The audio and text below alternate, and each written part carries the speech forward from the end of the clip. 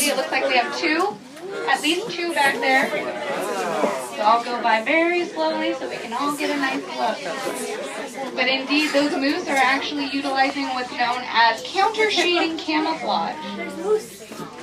So you'll notice that their bodies are much darker than their limbs.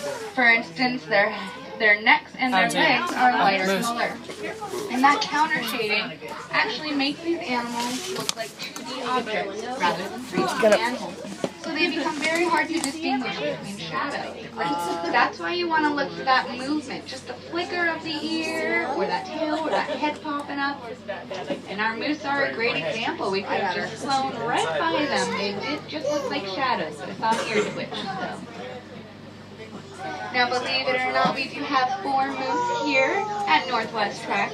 We have 3 females. That would be 2 mature females, and then last year's calf named Willow. Okay, I'm just gonna... Additionally, we have a bull. We have a male. Now, unfortunately, his antlers were cut to that very distinct playing out the curling of the horns. Now, it does appear that we have a couple of lambs mixed in. But indeed, this is actually our bachelor herd. And as I said before, it's not unusual for the sexes to actually separate before the breeding season. And they do that so that the males can establish their own social hierarchy of dominance over each other, while the females are actually able to teach the young, protect the young, and not have to compete with the males for food supply.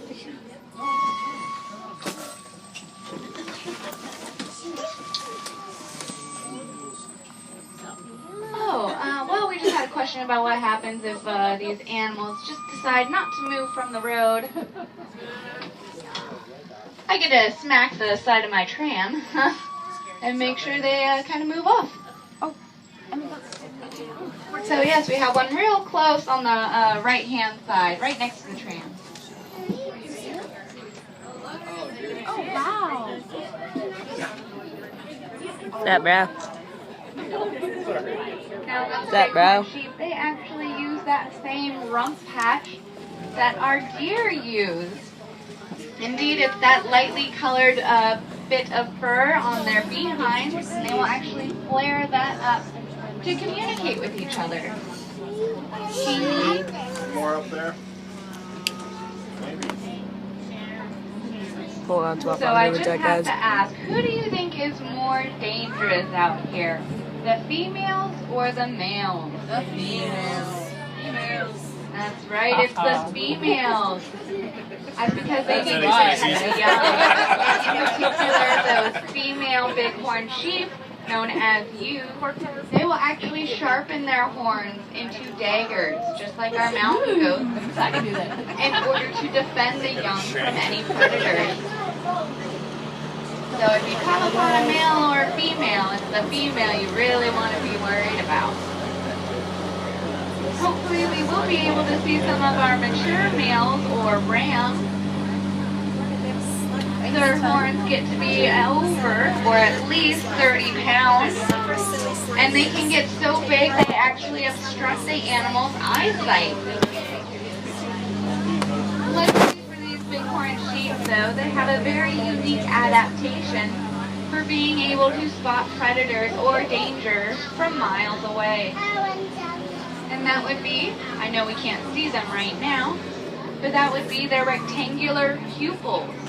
Ours are circular, but theirs are rectangular. I smell crap. And those are essentially high-powered binoculars on their heads. They can see 8 times better than we can. I smell crap. That's right. So that means they can see clearly for predator detection about 2 to 3 miles into the distance.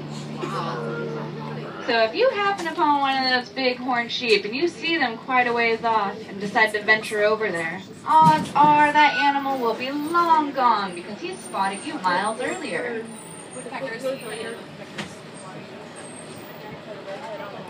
You may notice that we have quite a few lakes, streams, marshes here. Well, these are actually what we call wetlands, and wetlands serve a very important purpose for our environment. Wetlands not only help control flooding, which is very important here in Washington, where it rains 3 out of 4 days, but indeed, wetlands actually filter out pollutants and toxins. That's right, they return them to the soil so that more plants can grow, and so they're cleaning up the water so that animals can actually drink it. It doesn't look like we would want to drink it right now, but that's because our water is so pair of trumpeter swans here. They're out in Beaver Pond on the right-hand side. And if you look further to the left of them, you'll actually see a mound of only nest one place their entire lives. Hello. That's why we go ahead and put those boxes up on those trees, just so they will always have a home no matter where it is. Timber. Wow, look at the bottom of that tree. Guys, that's what's on the bottom of a tree. Wow. So you guys don't know. Wow, that's amazing. So you guys don't know, that's the bottom of a tree. So those nesting boxes. YouTube capture, amazing. Very important, and they're not just for birds, believe it or not. We have lots of designs for boxes, so keep your eyes out for those trees. You may see some bat boxes or bee bundles. It's a duck. Even butterfly boxes. And if you are so inclined to want to attract some wildlife into your, I just had my emergency pull cord pulled. It is being pulled repeatedly. Okay, ring it one more time if it's a true emergency. We're about to head into animal, so I just want to make sure. We're good? All right, we're good. Well, guess what, everyone? We have our second mountain goat. From. Yes, she's down on the left-hand side. Feel free, I am going slow enough. If you feel like you want to stand up and actually look on the other side, that's perfectly fine. Just let your buddy know across the way.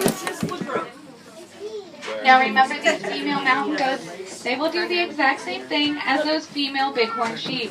They will sharpen their horns into, actually what they're doing is covering themselves with a nice layer of protective microbes. Those microbes help with parasite control, so it's keeping these animals healthy by rolling around in these wallows. Now, no doubt you're asking, well, which one are males and which ones are females? Well, the males have a very distinct L-shaped horn. It points directly up into the air. Additionally, those males are going to have pointed teeth. It's an extra mat of fur that's the front of legs. The cows or females have a C-shaped horn. Stands for cow. We make it simple. If it's joke, you guys, thank you. It makes me feel better. All right, so Where are all the animals? They're not here. Rawr. Oh my gosh. Where are the animals?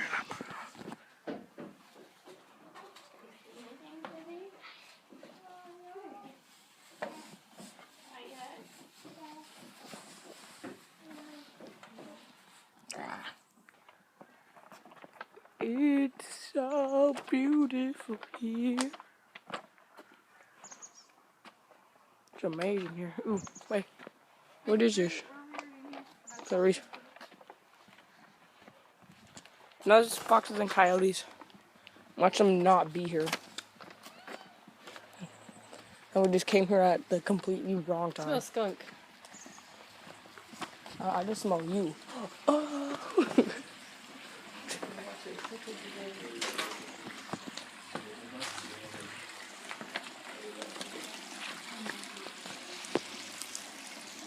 Oh, I see him. There's two of them. I see him.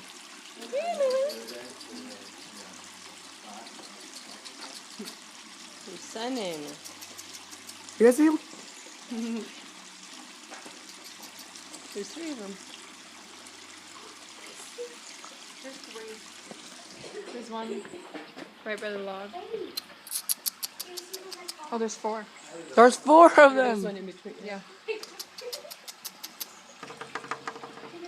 There's one in there. There's one right there.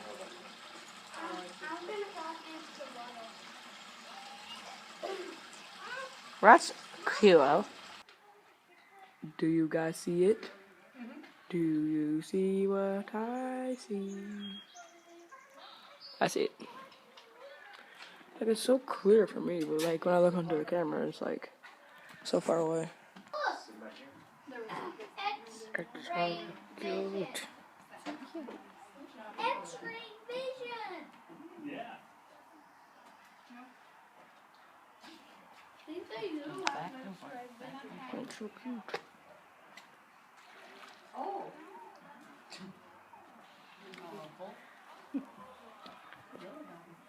It's so cute. That is way closer than you think.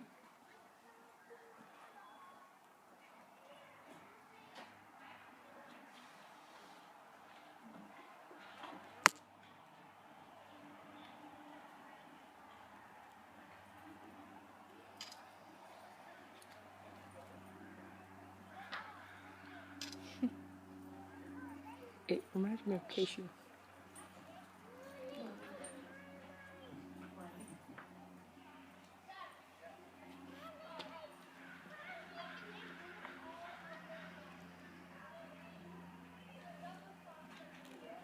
What is that?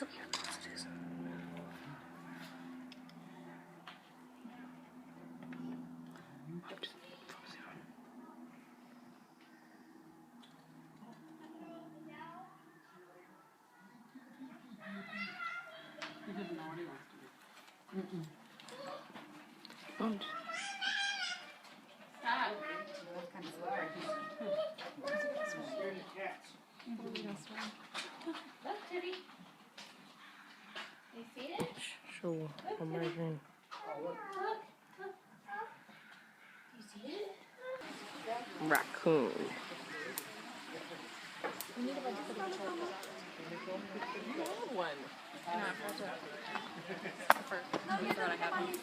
It's so cute.